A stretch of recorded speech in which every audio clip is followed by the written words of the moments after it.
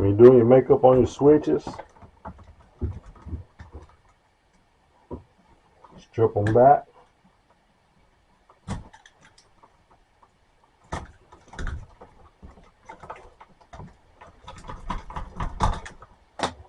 Like I said earlier, don't leave all that covering up in there. Cut that covering up close to the box.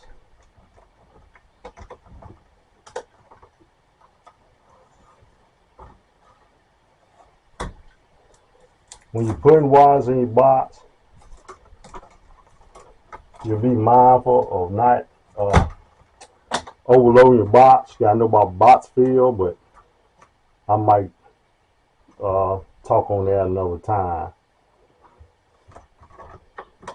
But if you doing it, you getting it inspected, some inspectors gonna look at it and actually count the wires and make sure it's not overloaded. Some won't.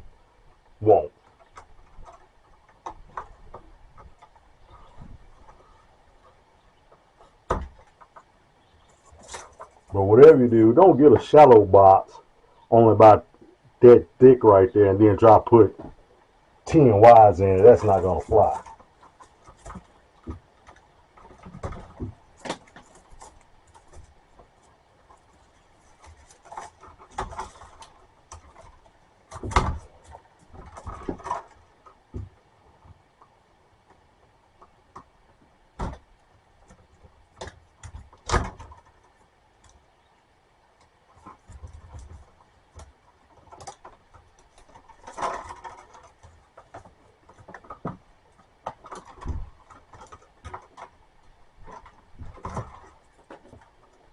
Most important thing when doing your makeups, we'll tie all your grounds together.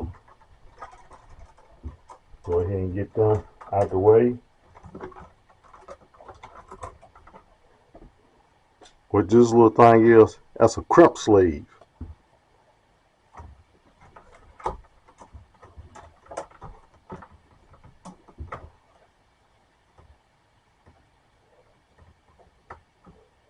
You got one big enough, you can slide all of them in there under that one sleeve.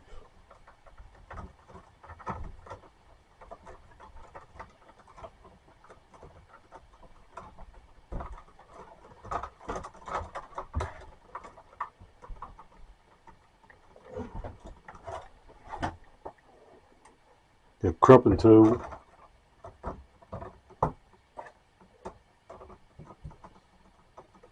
Crimp it. Some people like twisting all their wires together. That's all fine and dandy if you want to. Sometimes you have no choice. You have to twist them. You really don't have a choice. I got 2 switches, so I'm gonna need 2 grounds.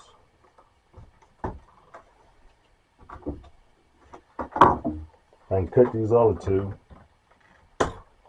What I like to do, I like to take and fold them back over.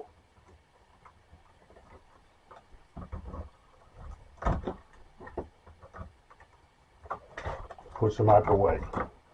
That way I ain't got to worry about them maybe sticking to another wire.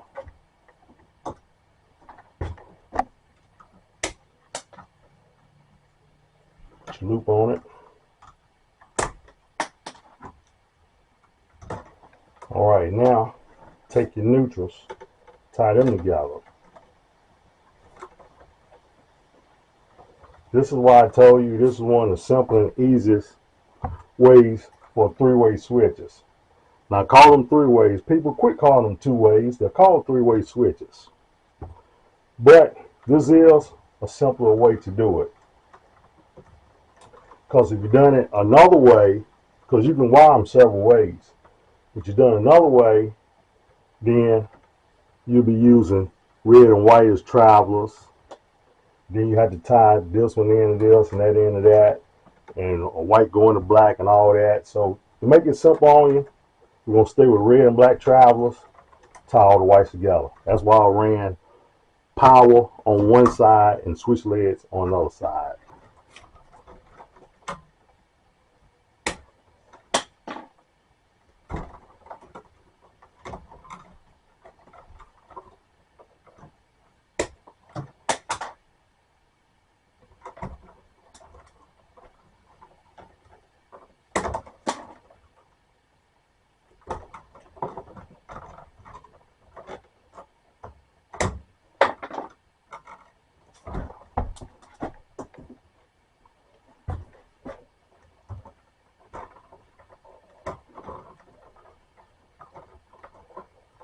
Line them all up. Get them even. Take a wire nut. Put it on there. Now, a lot of people twist these together. Like I say, sometimes you don't have a choice. You might have so many, you might have to twist them together. But if not, try not to twist them together. Reason being, where my teacher taught me, he said, don't twist them wires together, because you ever had in a box where you're working on your wires and go to pull everything out and the wire nut just slide off in your hand, but the metal piece and the wire nut still on your wires. He said that was one of the reasons why, because how it can twist on there so tight. You see, if I got it like this, I pull that wire nut off, the wires ain't got no choice but to come loose from each other.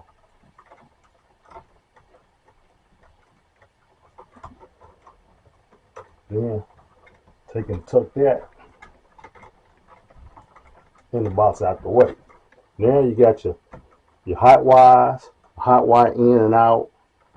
Then you got your travelers for your 2 3-way switches. Right here, you got your hot wire in and out. Now some people do it different ways. They may get just a little slit right here and wrap around the screw. But people, let's try to do things decent and the right way. Cut the end off of it. Strip it back. So take you some pigtails, two other pieces of wire, strip them back.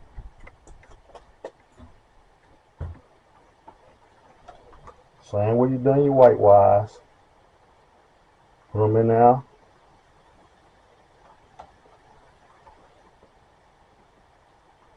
Even them up.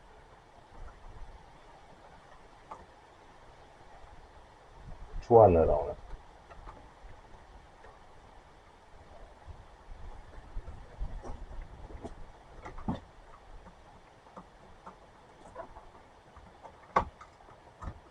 Right.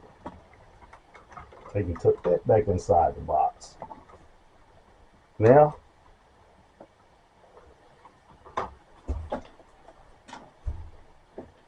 there you go.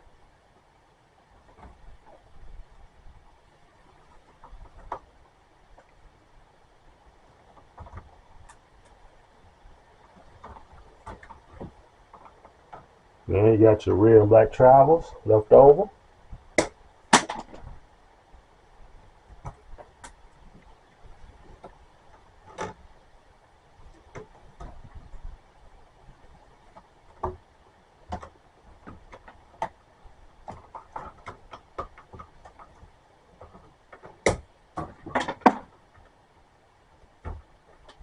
Also, when you're working with your wire, leave a little bit to work with when you cut them off. I worked on houses and the wire be all the way up inside the box. You can barely get enough on to get a wire nut on it. Same with your wires when you staple them and stuff. I try to sometimes leave me a little bit of slack, so because I never know, I might have to go back years later and work on something.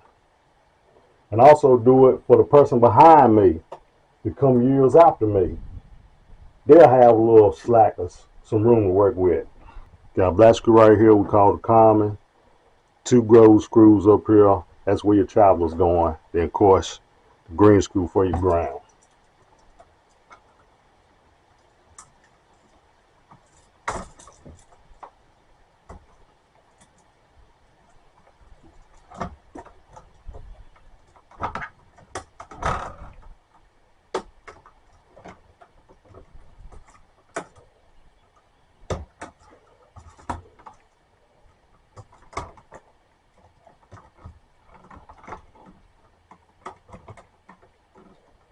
You put that hook on that screw, you always want it to go, when you tighten it up, it's going to draw it in that way and not bag it off.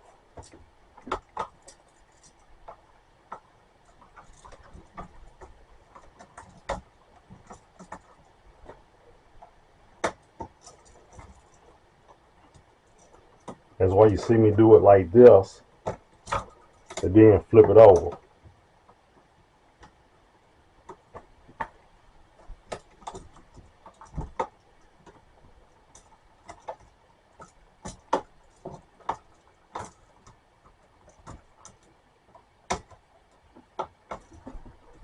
Now just tighten the screws on it.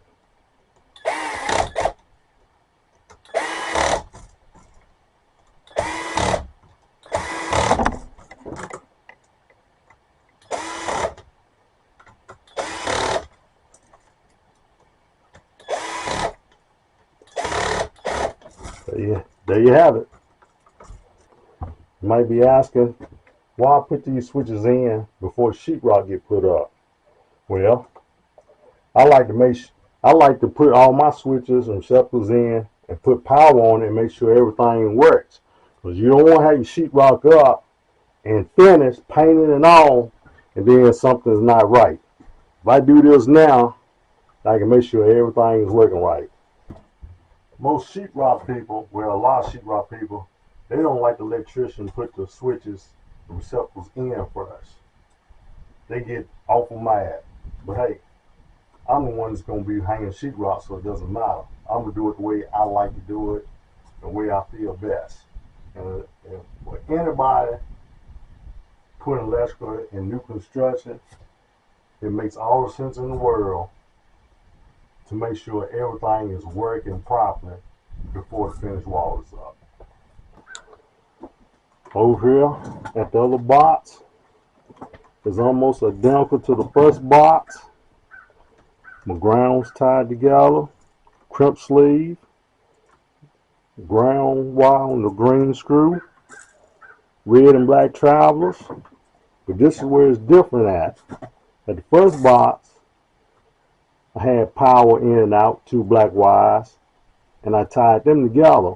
But on this one, I got 2 black wires, but there was the switch leads, one for one light and one for the other light. That's the only difference in the 2 boxes.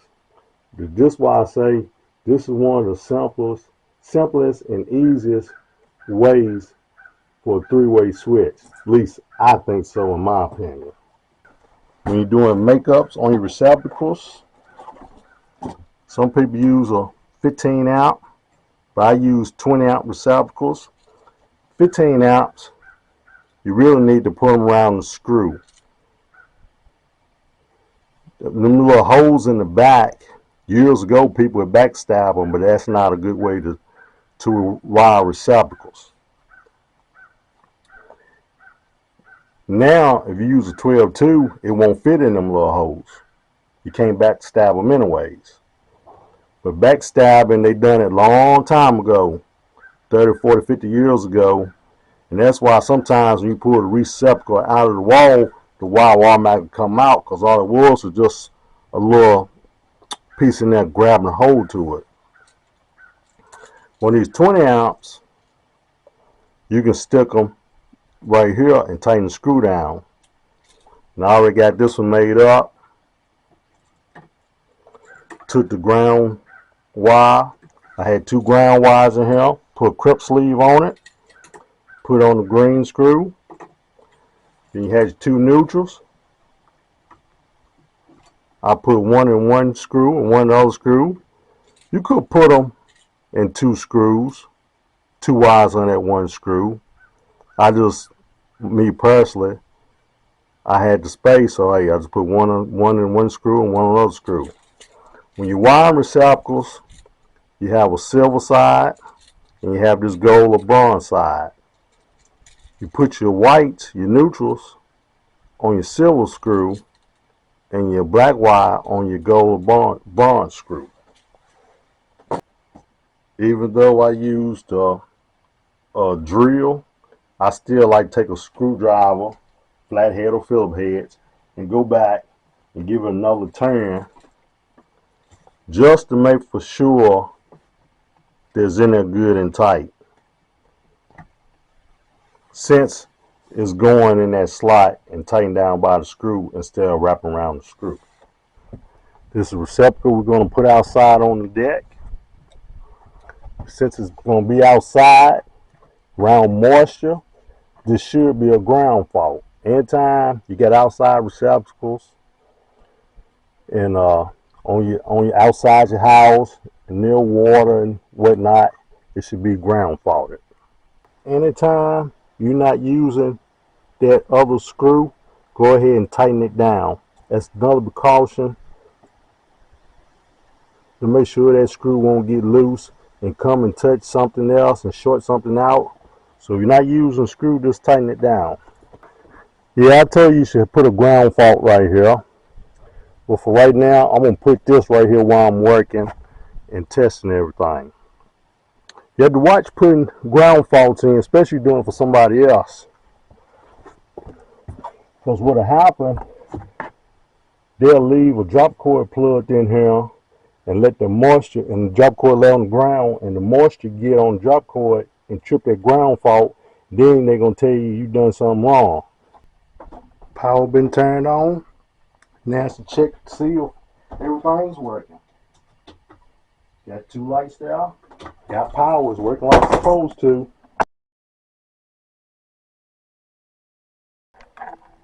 Let's check a 3-way switch. Turn on at one side. Turn it off. Turn it back on. Turn it off. This is actually the end of the circuit. Plug it right there. Got 2 lights on. We're good to go. I'm pretty sure the floodlight will work. I'm about to stand on a ladder for that.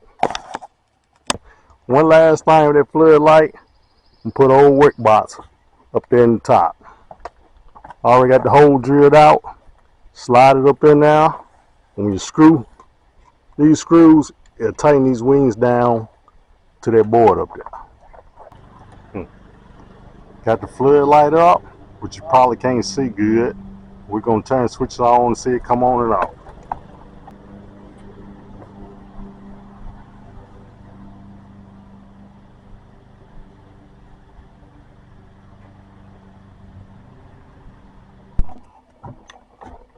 Well, folks, there you have it.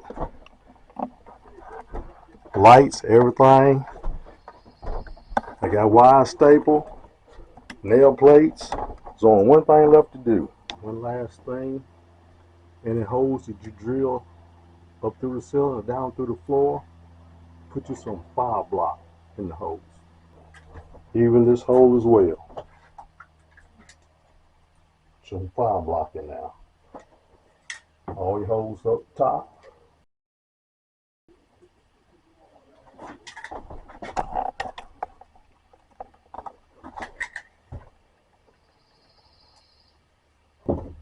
Going outside, put one in that hole too.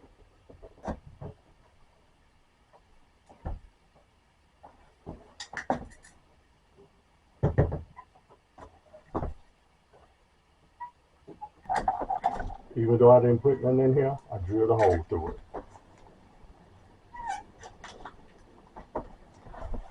Last one.